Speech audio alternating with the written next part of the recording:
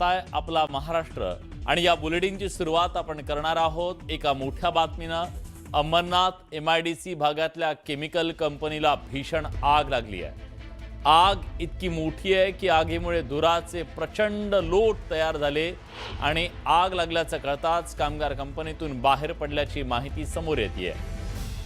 सध्या अग्निशमन दलाचे जवान घटनास्थळी दाखल झाले असून आगीवर नियंत्रण मिळवण्याचे शर्थीचे प्रयत्न सुरू आहेत। आग मोठी असल्याने धुराचे लोट अनेक किलोमीटर पर्यंतच्या परिसरातून दिसून येत आहेत। आगीमुळे या परिसरातल्या नागरिकांमध्ये भीतीचं वातावरण आहे। गणेश गायकवाड आपले प्रतिनिधी आता आपल्यासोबत आहेत, आपण थेट त्यांच्याकडे जातोय। गणेश, सद्यस्थिती काय आहे आगीची? आग अजूनही सुरू आहे। केमिकल कंपनी असल्या कारणानं कंपनीच्या आतमध्ये जे रिएक्टर्स आहेत किंवा केमिकलनं भरलेले ड्रम आहेत ते आगीच्या भक्ष्यस्थानी येत आहेत आणि त्याच्यामुळे सातत्याने या कंपनीमध्ये स्फोट होत आहेत। या कंपनीला आग लागल्यानंतर तिची भीषण आहे, आजूबाजूच्या ज्या कंपन्या आहेत त्या देखील आगीच्या भक्ष्यस्थानी येत आहेत आणि त्याच्यामुळे अग्निशमन दलाचं प्रथम काम आहे की ही आग पसरू नये आणि आजूबाजूच्या कंपन्या त्या आगीमध्ये येऊ नये। त्याच्यामुळे अग्निशमन दलाकडून शर्थीचे प्रयत्न केले जात आहेत। सध्या गणेश, ही कंपनी कुठली आहे? कुठलं केमिकल त्या कंपनीमध्ये असतं? ते ज्वलनशील असतं का? त्याबद्दलचा काय तपशील आहे?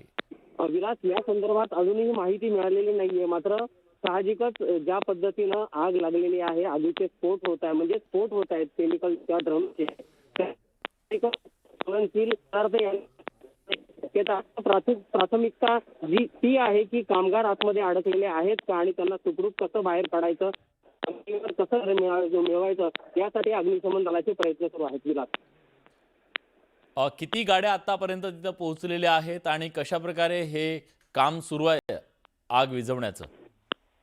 सध्या अंबरनाथ MIDC, त्याचबरोबर अंबरनाथ पालिका, उल्हासनगर आणि कल्याण डोंबिवली महापालिका, त्याचबरोबर बदलापूर पालिकेच्या अग्निशमन दलाच्या 5 गाड्या घटनास्थळी दाखल झालेल्या आहेत आणि त्यांच्याकडून आगीवर प्रयत्न मिळवण्याचे शर्थीचे प्रयत्न सुरू आहेत। विशेष म्हणजे आजूबाजूच्या ज्या कंपन्या आहेत, इतर केमिकल कंपन्या, त्या जर आगीच्या भक्ष्यस्थानी आल्या तर ही आग आणखीन वाढेल आणि परिसरातील अनेक कंपन्या या आगीच्या भक्ष्यस्थानी येतील। त्याच्यामुळे अग्निशमन दल प्रामुख्याने या कंपनीला लागलेली आग जी आहे ती विझवण्याचा प्रयत्न करत आहे आणि बाजूच्या कंपन्यांना या आगीची झळ पोहोचू नये यासाठी अग्निशमन दल सध्या शर्थीचा प्रयत्न करत आहे। विलास, धन्यवाद गणेश, तुम्ही दिलेल्या सगळ्या सविस्तर माहितीबद्दल। रोहित पवार यांनी विमान अपघाताच्या मुद्द्यावरून दिल्लीत एक नवा मुद्दा उपस्थित केलाय। एकनाथ शिंदेंना दाओसला नेताना VSR कंपनीकडून झालेली अक्षम्य चूक आणि अजित पवारांचा VSR कंपनीच्या विमानात झालेला अपघात हा योगायोग आहे का, असा सवाल उपस्थित करून रोहित पवारांनी नवा संशय निर्माण केलाय। तर पिंकी माळीच्या कुटुंबाला धमकी देण्यात येत असल्याचा गंभीर आरोप आमदार अमोल मिटकर यांनी केलाय। त्यामुळे पुन्हा एकदा या मुद्द्यावरून जोरदार राजकारण सुरू झालंय, आरोप प्रत्यारोप सुरू झाले। आज तो रोहित सिंग आणि हीच ती VSR कंपनी ज्याच्या दादांचा त्याच्यामध्ये घातपात नाही तर घात नाही तर ॲक्सिडेंट तिथं झालेला, एवढा मोठा योगायोग कसा होऊ शकतो? बळीचा बकरा आपण पायलटला करून मोकळं होऊन जायचं, अशी भूमिका कदाचित VK सिंगची तिथं असावी। मी प्रफुल्ल पटलांना त्या ठिकाणी विनंती केलेली की तुम्ही जर अजितदादांच्या एवढं जवळ असाल आणि तुम्ही त्या पार्टीला, त्या लग्नाला होताच, पण लोकांसमोर येऊन जरा नावं तर सांगा त्या पार्टीमध्ये त्या ठिकाणी कोण होतं। आमदार रोहित पवारांनी दिल्लीत समाजवादी पार्टीचे नेते अखिलेश यादव यांची भेट घेतली। या भेटीत त्यांनी अजित पवार यांच्या विमान अपघाताबाबतचे मुद्दे संसदेत उपस्थित करण्याबाबत चर्चा केली। या भेटीनंतर पत्रकारांसोबत संवाद साधताना रोहित पवारांनी VSR कंपनीच्या भूमिकेवर संशय व्यक्त केला। अपघातात पायलटला बळीचा बकरा बनवण्याचा प्रयत्न केला जात आहे।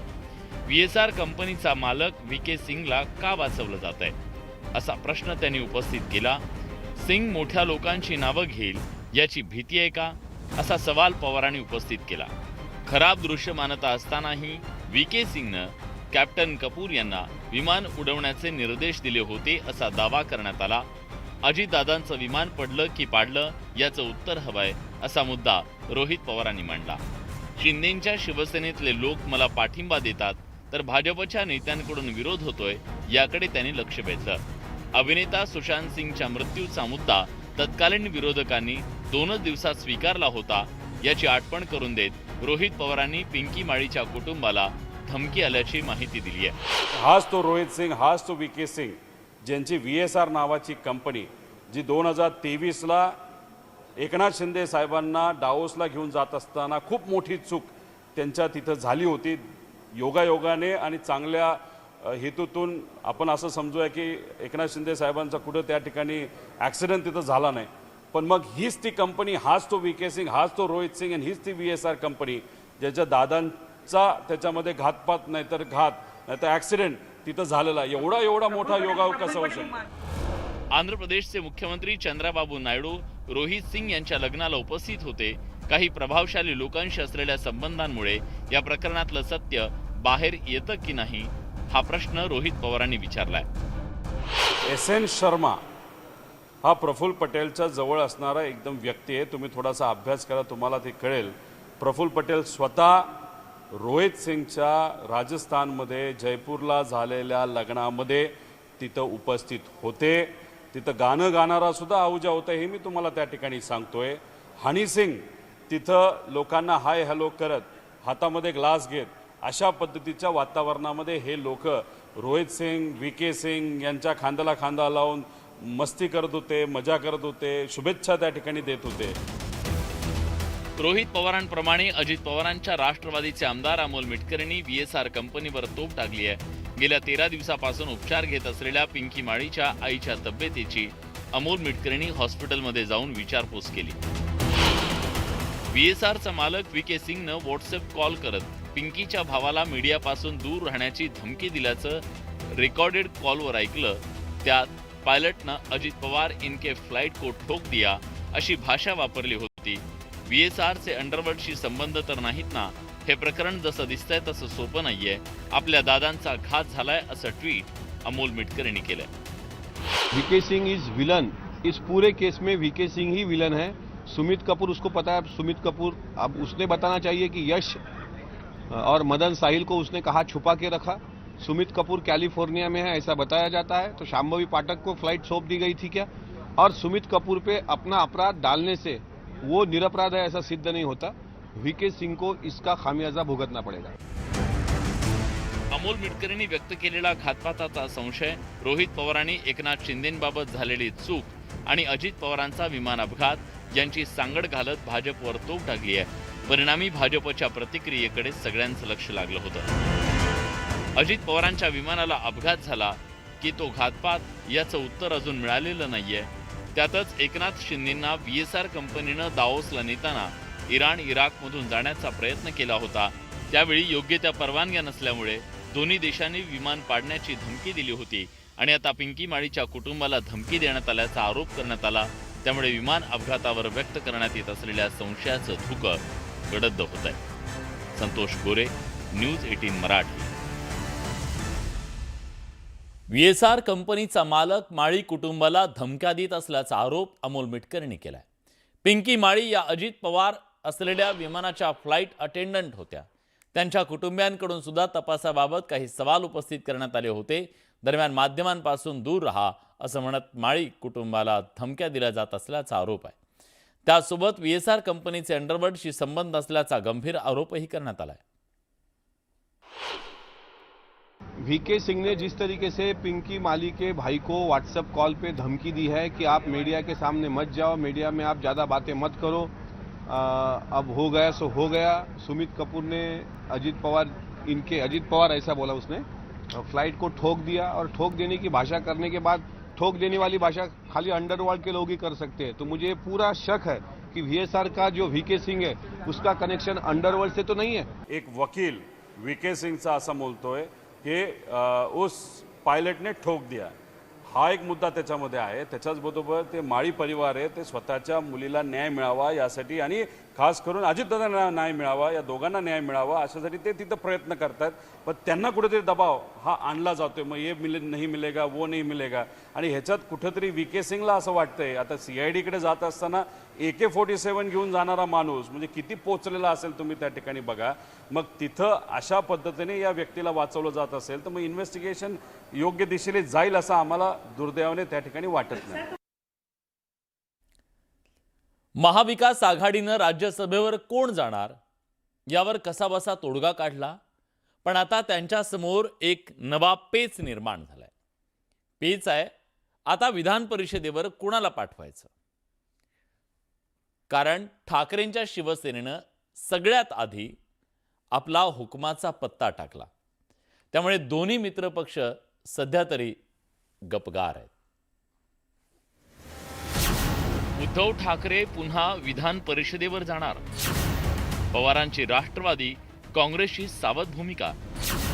विधान परिषदेवर मवियाकडून कुणाची वर्णी.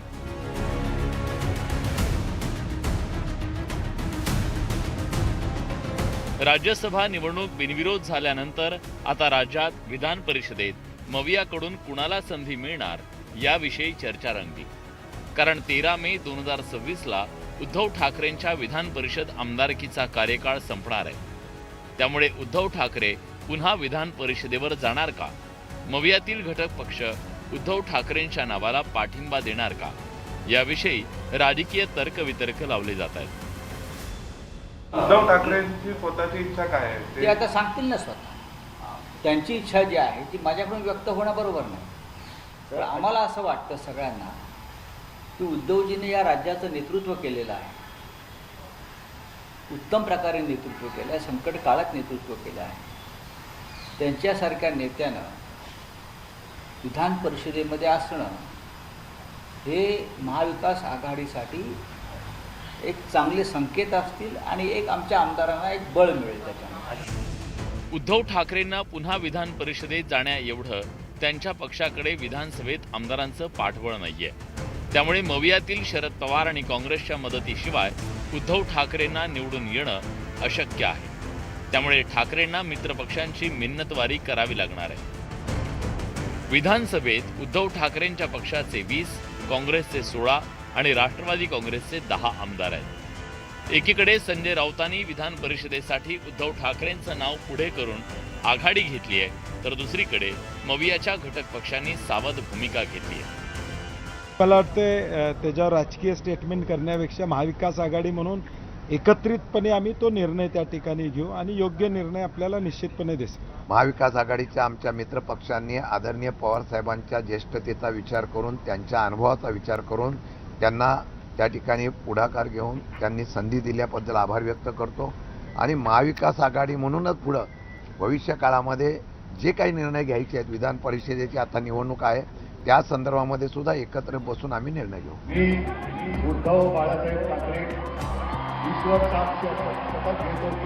उद्धव ठाकरेंनी 2019 मध्ये मवियाच्या मुख्यमंत्री पदाची शपथ घेतली. त्यानंतर विधान परिषदेच्या माध्यमातून ते आमदार झाले. एकनाथ शिंदेंच्या बंडानंतर मुख्यमंत्री पदावरून पायउतार होत असताना उद्धव ठाकरेंनी विधान परिषदेच्या आमदारकीचा राजीनामा देण्याची घोषणा केली होती. मात्र उद्धव ठाकरेंनी विधान परिषदेच्या आमदारकीचा राजीनामा दिला नाही. आता उद्धव ठाकरेंचा विधान परिषदेच्या आमदारकीचा कार्यकाळ संपणार आहे. याच मुद्द्यावरून शिंदेंच्या शिवसेनेनं ठाकरेंना डिवचलंय. शरद पवार साहेबांबद्दल आम्हाला रिस्पेक्ट आहे, परंतु तो संवाद साधला सगळ्यांनी. जयंत पाटलांनी संवाद साधला, सुप्रियाताईंनी संवाद साधला, तसा यांनी संवाद साधावा. आणि मग आमचे एकनाथ शिंदे साहेब दिलदार वृत्तीचे आहेत, संवाद तर साधावा. आदित्य ठाकरे यांनी फोन करावा की उद्धव ठाकरे यांना पाठिंबा द्यावा, मग बघू ना काय होतं ते. बघा, आम्ही तर सांगितलंय अनाथांचा नाथ म्हणून एकनाथ शिंदे साहेबांची ओळख आहे राज्यामध्ये. प्रत्येकाला ते मदत करण्याची भूमिका त्यांची असते. आमच्याकडे जर मदतीची भूमिका कोणी केली किंवा याचना केली संजय राऊत साहेबांनी, तर निश्चितपणे त्यावर ते सकारात्मक निर्णय घेतील. राज्यसभा निवडणूक बिनविरोध झाली असली तरी त्यापूर्वी त्या जागेवर मवियात जोरदार रस्सीखेच सुरू होती. आता विधान परिषद निवडणुकीच्या निमित्तानं मवियात रस्सीखेचीचा नवा अंक सुरू होणार आहे. उद्धव ठाकरे विधान परिषद निवडणुकीच्या बद्दल काय भूमिका घेणार याकडे सगळ्यांचं लक्ष आहे. नरेश बोबाटेसह ब्युरो रिपोर्ट, न्यूज 18 मराठी. आपल्यापासून दूर हजारो किलोमीटरवर आखातात युद्ध पेटलंय. रोज बॉम्ब वर्षाव आणि मिसाईल डागले जात असताना त्याचे हादरे जगभर जाणू लागले. आखातातलं युद्ध आता आपल्या घराघरात येऊन पोचलंय. क्रूड ऑइलच्या किमती गगनाला भिडल्यात आणि ती महागाईच्या विस्फोटाची नांदी तर नाही ना, हा सगळ्यांना पडलेला प्रश्न आहे. क्रूड तेलाच्या किमती भिडल्या गगनाला. युद्धामुळे जनतेच्या मनात धाकधूक वाढली. पेट्रोल डिझेलच्या दरवाढीची जनतेला चिंता.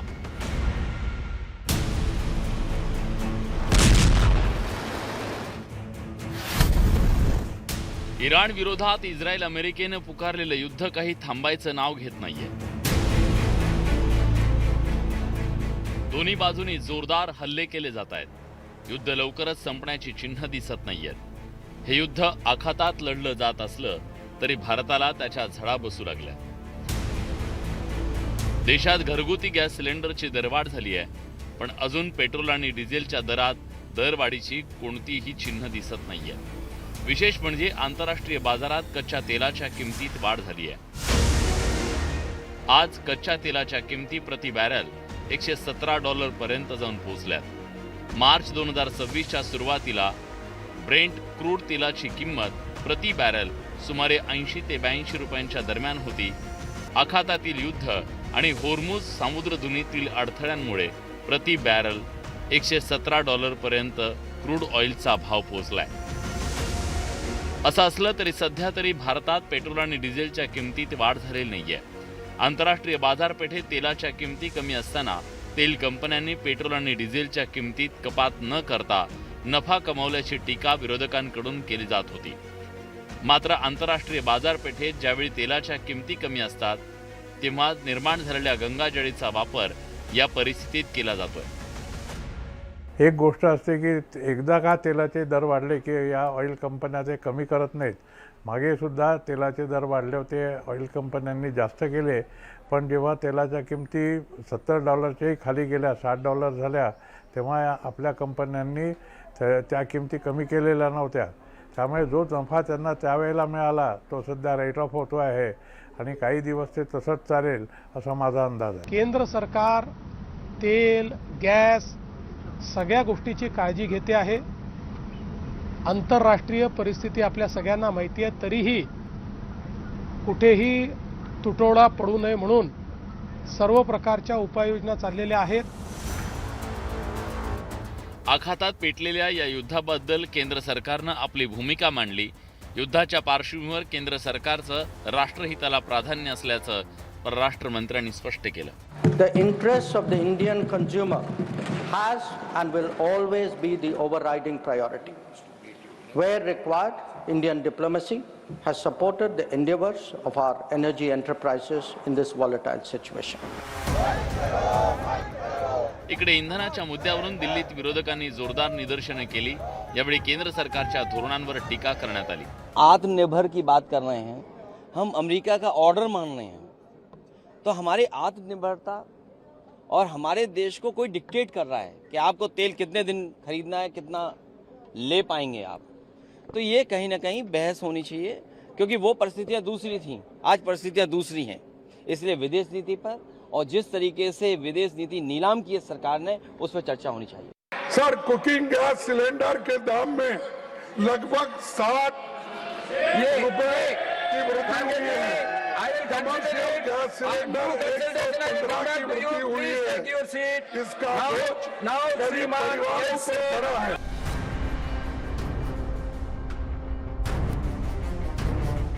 भारताकडे सध्या कच्चं तेल आणि पेट्रोलियम उत्पादनांचा मिळून 250 दशलक्ष बॅरलपेक्षा जास्त ऊर्जा साठा उपलब्ध आहे. हा साठा साधारणतः 4000 कोटी लिटर इतका असून तो संपूर्ण पुरवठा साखळीच्या दृष्टीनं 7 ते 8 आठवड्यांच्या गरजा भागवण्यासाठी पुरेसा आहे, असं सरकारच्या अहवालात नमूद करण्यात आलं. गेल्या दशकात भारतानं एकाच देशावर अवलंबून न राहता अधिकाधिक देशांकडून तेल खरेदीला प्राधान्य दिलं, तर गेल्या काही दिवसात भारतानं 27 देशांच्या ऐवजी 40 विविध देशांकडून इंधन खरेदीला सुरुवात केली.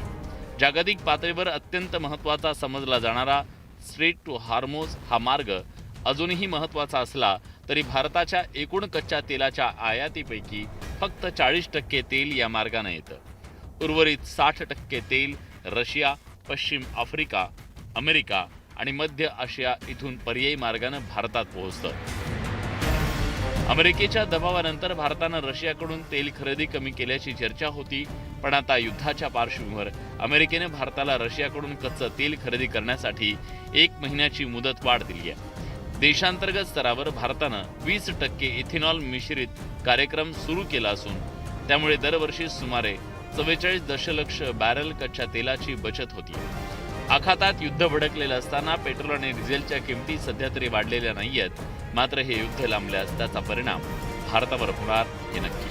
Bureau report, news 18 Marathi. Iran Israel युद्धाचा परिणाम संपूर्ण जगावर होत असताना भारतीय शेअर मार्केटही त्यातून सुटलेलं नाहीये. भारतीय शेअर मार्केटची सलग दुसऱ्या आठवड्यामध्ये जोरदार पडझड झाली आहे. आज मार्केट सुरू होताच सेन्सेक्स 2400हून अधिक अंकांनी गडगडला, नवे कोसळला. तिथे निफ्टी सुद्धा 700 अंकांहून अधिक खाली आला. बाजारातील घसरणीमुळे अवघ्या 5 मिनिटात गुंतवणूकदारांचे तब्बल 13 लाख कोटी रुपयांचं नुकसान झालं. अमेरिका, इस्रायल, इराण यांच्यात सुरू असलेलं युद्ध, त्याचा कच्च्या तेलाच्या दरांवर होणारा परिणाम, त्यामुळे ही पडझड झाल्याचं सांगण्यात येतं. शेअर बाजार म्हणजे जागतिक अर्थव्यवस्थाच समजा धीमी झाली तर त्याच्यामुळे मग सगळ्याच शेअर बाजारावर पूर्ण आर्थिक गती सगळ्या कमी होतील. तर म्हणून किरकोळ गुंतवणूकदारांनी किंवा कोणत्याही गुंतवणूकदारांनी हे समजून घेतलं पाहिजे की हे असं होऊ शकतं. आपण एका कठीण परिस्थितीमध्ये आहे आणि पुढचे 3 महिने 6 महिने जोवर काही क्लॅरिटी येत नाही तोवर हे असंच राहू शकतं. नेमकं काय होतं, वीकेंडवर अटॅक्स एस्कलेट होतात की वीकेंड्सवर अटॅक्स कमी होतात, आणि मग त्याने ज्यांच्या SIP चालू आहे त्यांनी SIP चालू ठेवायला पाहिजे. ज्यांचे थोडे मोठे पोर्टफोलिओज असतील त्यांनी पुट ऑप्शननी हेज करायला पाहिजे. हेजिंग शिकणं आवश्यक आहे जर का मोठे पोर्टफोलिओज असतील तर. आणि भीतीनी सगळं विकून दिलं ते तरी नको करायला, किंवा आत्ता सोन्यामध्ये खूप पैसे टाकतात आहे, चांदीमध्ये खूप पैसे टाकतात. जो प्लॅन असेल त्या प्लॅनला निगडीत राहून करायला पाहिजे, थोडा अभ्यास करून. युद्धाच्या पहिल्या दिवशी अमेरिका आणि इस्रायलने इराणच्या सर्वोच्च नेत्याची हत्या केली, पण तरीही इराणची झुंज सुरूच आहे. अमेरिका आणि इस्रायलला इराणमध्ये सत्तांतर हवंय, तर इराण खामेनेई यांच्यानंतर कोण याचा शोध घेत होतं. अखेर इराणनं आपला सर्वोच्च नेता शोधला, त्याची घोषणा झाली आहे, पण लगेचच अमेरिकेनं सांगितलंय तो जास्त दिवस जगू शकणार नाही.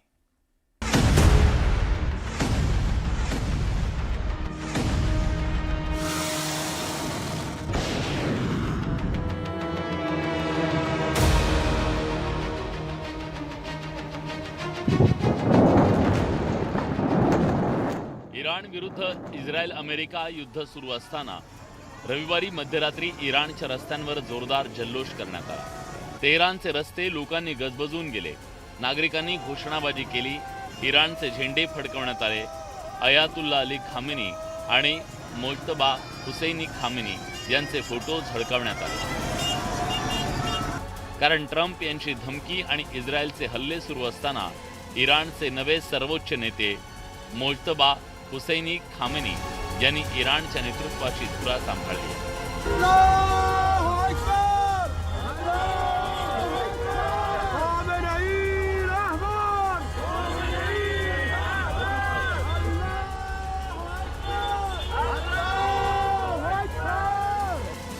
मोज्तबा हुसैनी खामेनी यांनी नेतृत्व सांभाळताच तेहरानमध्ये त्यांच्या समर्थकांकडून रॅल्या काढण्यात आल्या, ज्यात त्यांनी मोज्तबा यांना आपला पूर्ण पाठिंबा दर्शवला.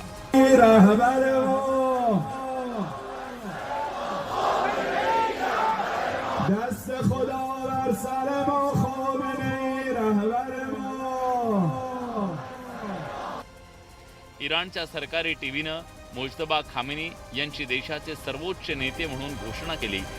इस्रायल विरुद्धच्या युद्धात ते जखमी झाल्याचं सांगण्यात आलं. युद्ध सुरू झाल्यापासून मुजतबा सार्वजनिक ठिकाणी दिसले नाही.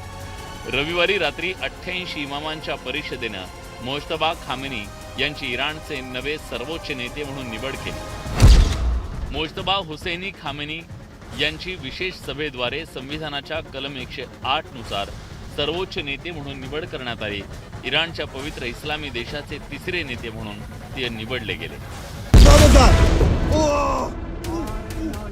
इराण युद्धाच्या वणव्यात होरपळत असताना ही घोषणा करण्यात आली. इराणनं आम्हाला विचारल्याशिवाय नवा सर्वोच्च नेता निवडू नये अशी धमकी याआधीच ट्रम्प यांनी दिली. त्यांच्या मर्जीशिवाय जो कोणी सर्वोच्च नेता बनेल तो जास्त दिवस टिकू शकणार नाही. याशिवाय इस्रायलनेही मुजतबा हुसैनी खामेनी यांची अवस्था आयातुल्ला अली खामेनींप्रमाणेच होईल अशी धमकी दिली. मात्र इराणनं या धमक्यांना भीक घातली नाही. एका रात्रीत मुजतबा यांच्या हाती देशाची सूत्र सोपवली आहेत. इराणचे परराष्ट्र मंत्री सय्यद अब्बास अराक्चीनं सोशल मीडियावर मुजतबा यांना शुभेच्छा दिल्या. कद्रच्या पहिल्या पवित्र रात्रीच्या निमित्तानं इस्लामिक क्रांतीचे तिसरे सर्वोच्च नेते म्हणून महामहिम आयातुल्ला सय्यद मुजतबा हुसैनी खामेनी यांची योग्य निवड झाल्याबद्दल अभिनंदन. इराणच्या हक्कांचं रक्षण करण्यासाठी, राष्ट्रीय हितसंबंध आणि सुरक्षिततेच्या प्रगतीसाठी आणि इस्लामिक क्रांतीच्या उदात्त ध्येयांच्या प्राप्तीसाठी आम्ही एक क्षणभरही डगमगणार नाही. याचा अर्थ इराणनं महासत्तेसमोर गुडघे टेकलेले नाही आहेत. उलट मुजतबा यांची निवड करून ट्रम्प यांचा संताप आणखी वाढवलाय. इराणनं ज्यांना आपल्या देशाचं सर्वोच्च नेते बनवलेलं आहे ते आयातुल्ला अली खोमेनींचे दुसरे पुत्र आहेत. शिया पंथीयांच्या पवित्र अशा मशहद शहरात 1969 मध्ये त्यांचा जन्म झाला. मुजतबा खामेनी आपल्या वडिलांचे गेटकीपर म्हणून ओळखले जातात. आयातुल्ला अली खामेनी यांना भेटण्याआधी मुजतबा खामेनी यांना भेटणं बंधनकारक होतं. इराणच्या IRGC लष्करासोबत मुजतबा खामेनींचे घनिष्ठ संबंध होते. इराण युद्धात त्यांनी सहभाग घेतला होता. खामेनींच्या सरकारमध्ये त्यांच्याकडे कोणतंही पद नव्हतं. 2019 मध्ये अमेरिकेनं त्यांच्यावर बंदी घातली. पदावर नसतानाही सरकारी निर्णयांवर प्रभाव टाकल्याचं सांगत ही बंदी घालण्यात आली. ट्रम्प या निवडीमुळे संतापलेले आहेत आणि ते योग्यही आहे, कारण त्यांना रेजिम चेंज पाहिजे होता. तो रेजिम चेंज अजून झालेला नाही आहे. एक खामेनी गेला, दुसरा खामेनी तिथे आलेला आहे आयातुल्ला. तर आता आयातुल्ला झाल्यानंतर मुस्तफाला सुद्धा तेवढेच अधिकार मिळतील जे अली खामेनींना होते. त्यामुळे ट्रम्पला आता कोणी तिथे विचारणार नाही, म्हणून ट्रम्पची चिडचिड चालू आहे. राजकारणात नसतानाही मुजतबा यांनी सीमेवर इराणी सैन्यासोबत काम केलं. इराण युद्धात सहभाग घेतला. त्यामुळे इराणच्या शक्तिशाली इस्लामिक रिव्होल्युशनरी गार्ड कोर म्हणजेच IRGC सोबत त्यांचे चांगले संबंध बनले.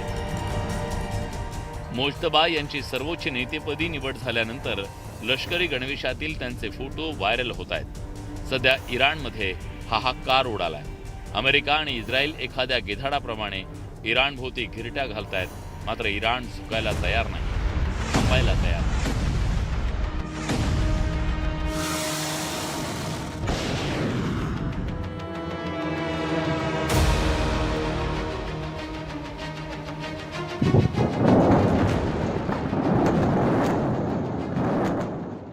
उलट राजकारणापासून दूर असलेल्या मुजतबा यांची सर्वोच्च नेतेपदी निवड करत त्यांनी नवा डाव टाकलाय. Bureau report, news 18 Marathi. Ajit पवारांच्या विमान अपघात प्रकरणी पायलटला बळीचा बकरा बनवण्याचा डाव. VK सिंगला का वाचवलं जातंय? सिंग कोणाचं नाव घेईल ही भीती आहे का? रोहित पवारांचे सवाल. VSR कंपनीचा मालक माळी कुटुंबाला धमक्या देत असल्याचा आमदार अमोल मिटकरींचा आरोप. राज्यसभेच्या 7 खासदारांची बिनविरोध निवड. शरद पवार, विनोद तावडे, माया इनावते, पार्थ पवार राज्यसभेवर. रामदास आठवलेंचीही बिनविरोध निवड. उद्धव ठाकरेंनी विधान परिषदेवर जावं. उद्धव ठाकरे विधान परिषदेवर असणं हे महाविकास आघाडीसाठी चांगले संकेत. संजय राऊतांचं मोठं विधान. पंतप्रधान मोदींनी देशाची सुरक्षा जपली तर विरोधकांचं आयुष्य फक्त एका परिवाराच्या गुलामीत गेलं. परिवाराची गुलामगिरी करणाऱ्यांनी टीका करणं हास्यास्पद. मुख्यमंत्र्यांकडून विरोधकांच्या टीकेचा समाचार. इराण अमेरिका युद्धामुळे कच्च्या तेलाच्या किमतीमध्ये मोठी वाढ. कच्च्या तेलाची किंमत पोहोचली प्रति बॅरल $117वर.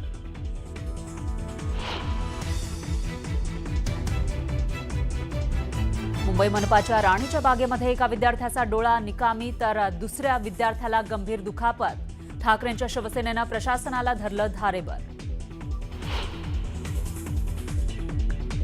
कचऱ्याच्या वादातून उल्हासनगरमध्ये ऑन ड्युटी सफाई कामगाराची हत्या. धक्कादायक बातमी ऐकताच पत्नीची आत्महत्या. आरोपीला अटक. आणि संभाजीनगरमधील पैठणमध्ये नाथषष्ठी उत्सवानिमित्त दर्शनासाठी भाविकांचा महापूर. नाथांच्या चरणी वारकरी नतमस्तक. संपूर्ण दक्षिण काशी दुमदुमली.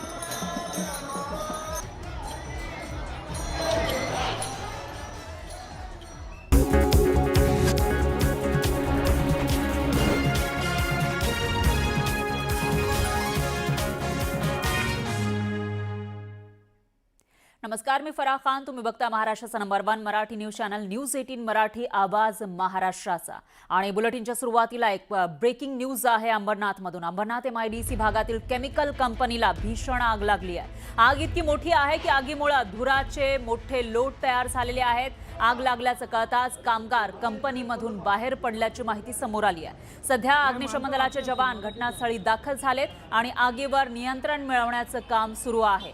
आग मोठी असल्यानं धुराचे लोट या ठिकाणी दिसून येत आहेत. अनेक किलोमीटरच्या परिसरामधून हे आगीचे लोट पाहायला मिळत आहेत. धुराचे लोट सुद्धा दिसून येत आहेत. आगीमुळे या परिसरातील नागरिकांमध्ये मात्र भीतीचं वातावरण पसरलेलं आहे. ही दृश्य आपण बघू शकतोय एक्सक्लुझिव्ह न्यूज 18 मराठीच्या माध्यमातून. अंबरनाथमध्ये MIDC मध्ये आग लागली आहे.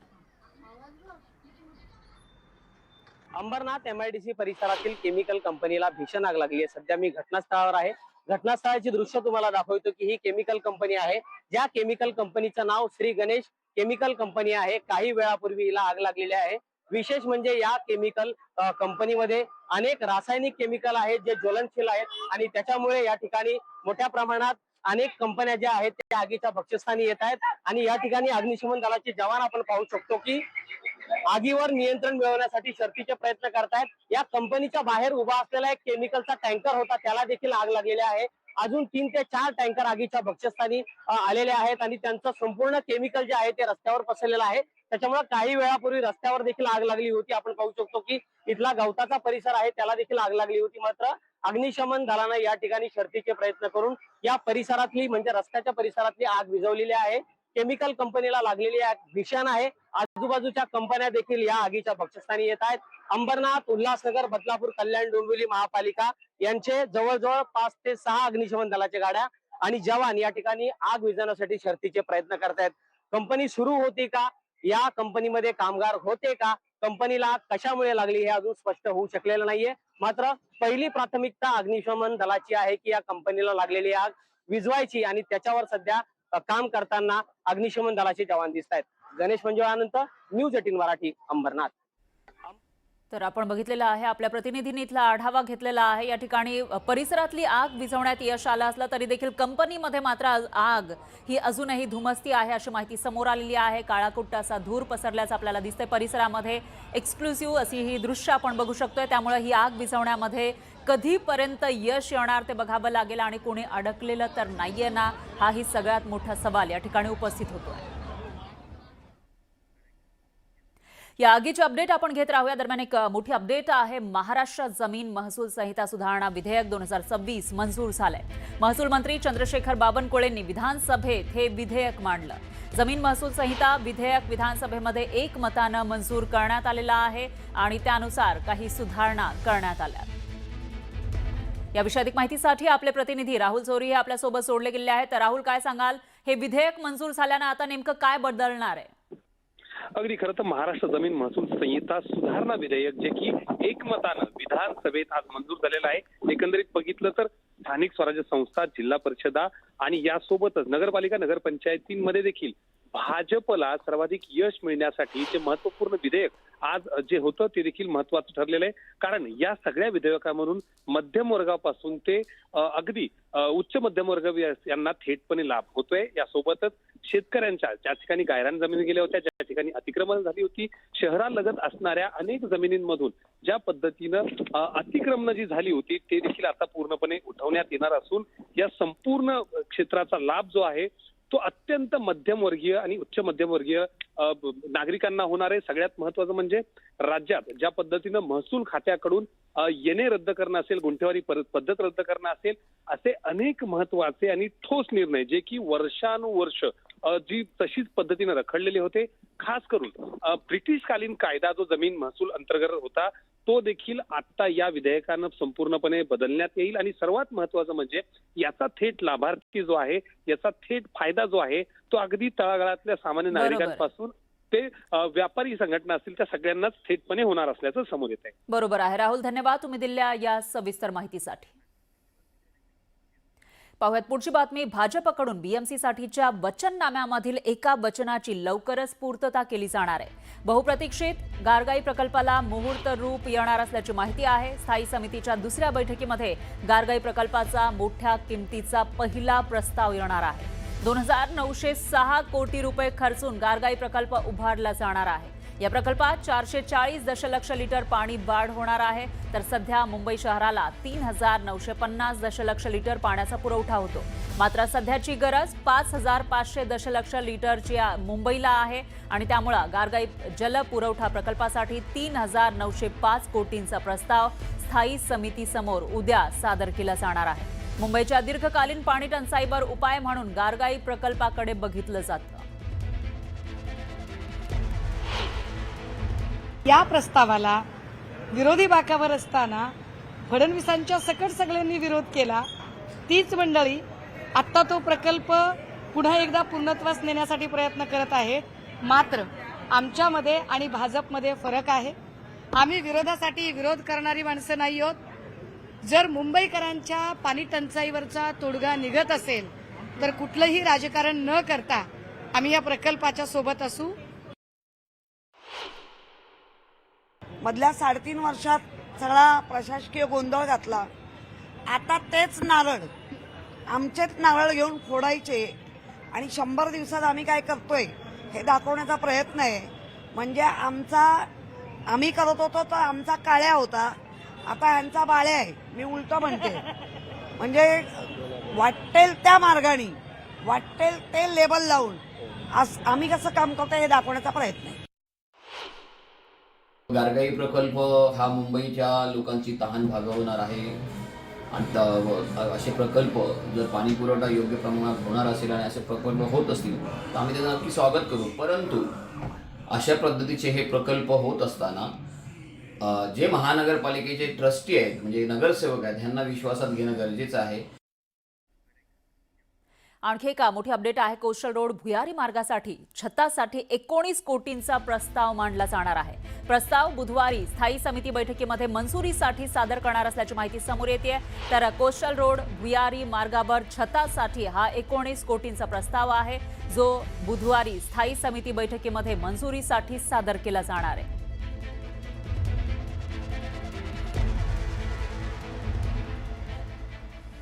यानंतर एक धक्कादायक बातमी आहे। मुळशी तालुक्यामधील पौड परिसरात माणुसकीला काळीमा फासणारी घटना समोर आली आहे। आपल्याच ऑफिसमध्ये काम करणाऱ्या 20 वर्षीय तरुणीवर अत्याचार करून तिला बेदम मारहाण करण्यात आल्याचा आरोप आहे। या प्रकरणी वकील रितेश ढोरेवर पौड पोलिसात गुन्हा दाखल करण्यात आलाय। मारहाणीमध्ये पीडित मुलगी गंभीर जखमी झाली आहे, तिच्यावर रुग्णालयात उपचार सुरू आहेत। वकील रितेश ढोरे पीडित मुलगी ढोरेंच्या ऑफिसमध्ये कार्यरत होती। दरम्यान रितेशनं तरुणीच्या डोक्यामध्ये स्टीलची बॉटल मारली आणि त्यानंतर तिच्यावर जबरदस्ती अत्याचार केल्याची माहिती पीडितेनं पोलिसात दिलेल्या तक्रारीत दिलेली आहे आणि हा सगळा धक्कादायक प्रकार आता समोर आलाय। संबंधित घटनेनंतर आरोपी फरार आहे, पोलिसांकडून त्याचा शोध घेतला जातोय। दरम्यान पौड ग्रामस्थांनी पोलीस स्टेशनवर मोर्चा काढत आरोपी रितेशला तात्काळ अटक करून कठोर शिक्षा करण्याची मागणी केली आहे।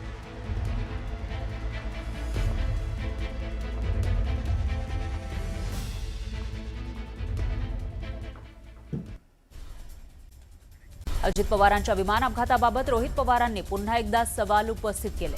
शिंदेंना दावोसला जाताना VSR कंपनीकडून झाली चूक आणि अजित पवारांचा VSR कंपनीच्या विमानात झाला अपघात हा योगायोग आहे का, असा सवाल रोहित पवारांनी विचारला.